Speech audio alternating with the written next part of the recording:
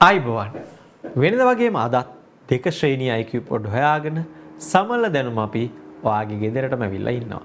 ඉතින් අද දවසේ මොනවද තියෙන ප්‍රශ්න කියලා දැන් අපි බලමු. මිනිත්තු කටුව 12 සිට 1 දක්වා ගමන් කිරීමට ගතවන කාලය මිනිත්තු 5යි. ඒ කියන්නේ මෙතන ඉඳලා මෙතෙන්ට යන කාලය මිනිත්තු 5යි. 3 වෙනකොට කොච්චර කාලයක් යනවද? මේ 5යි තව 5යි තවත් 5යි පහේ ඒවා 3ක් 5 10 15යි.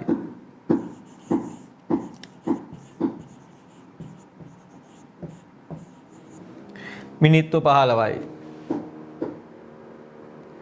බරින් වැඩිම දෙය බලන්න අඹ ගෙඩියට වඩා ගස් ලබු ගෙඩිය බරයි. ගස් ලබු ගෙඩියට වඩා අන්නාසි ගෙඩිය බරයි. පාත් වෙලානේ බර වැඩි පැත්ත පාත් වෙලානේ අන්නාසි ගෙඩිය තමයි බර වැඩිම.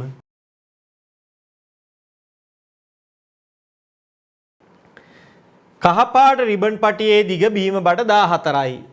මේ රිබන් පටිවල දිග බීම බට වලින් දීලා තියෙන්නේ. හරිද? ඇයි මේවට කියනවා අභිමත ඒකක.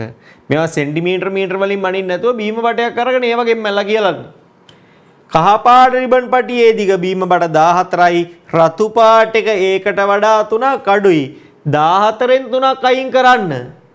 4න් 3ක් එකයිනේ. එතකොට 14න් 3ක් 11යි. කොළපාට රිබන් පටියේ දිග රතු එකට වඩා 6ක් වැඩි. ඒ කියන්නේ 11ට වඩා 6ක් 11යි 6යි. 12 13 14 15 16 17යි. එතකොට කොළපාට කෙනාගේකට අපිට දාන්න වෙන්නේ 17යි කියලා. රතු පාට රිබන් පටියේ දිගට වඩා බීම බට 6ක් කොළපාට එක වැඩි කියලා තිබ්බනේ. දැන් අපි අහලා තියෙන ප්‍රශ්නේ මොකද්ද? කොළපාට පටියේ දිග බීම බට කීයද? එතකොට මෙන්න අපිට උත්තරේ දැන්නම ඇවිල්ලා තියෙනවා 17යි. ගාන කියවගෙන යන ගමම්ම උත්තරේ හදාගෙන යමු. මේ වගේ දෙයක ලේසි. මුල් වතාවේ ඕනනම් ගාන කියවන්න, දෙවෙනි වතාවේ ගාන කියවගෙන යන ගමන් උත්තරේ හදාගෙන යන්න. පැති 4ක් ඇති. සම්මුඛ පැති සමාන හැඩතලය ඍජු කෝණාශ්‍රය ත්‍රිකෝණයේ පැති 3යි තියෙන්නේ. සමචතුරාශ්‍රයේ පැති 4ක් තියෙනවා. ඒවා සමානයි.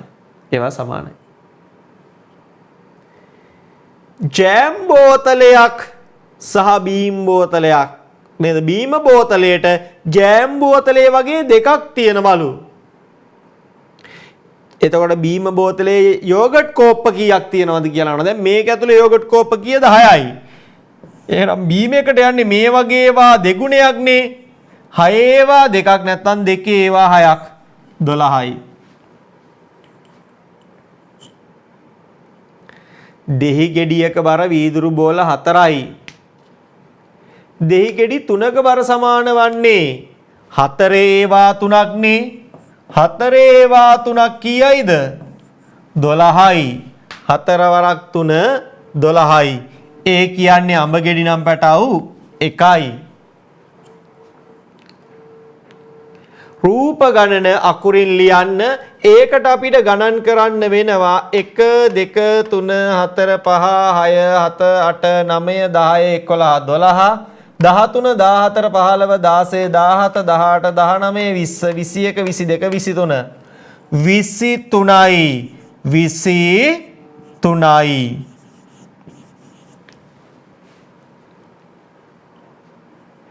ඔන්න ඔය විදියට අද දවසේ අපේ ප්‍රශ්න අවසන් වෙනවා. ඉතින් හෙට දවසෙත් මේ වගේ ප්‍රශ්න එකතුවකින් මුණ ගැහෙමු. පරිස්සමට ගිහින් එන්න. ආයිබෝවන්.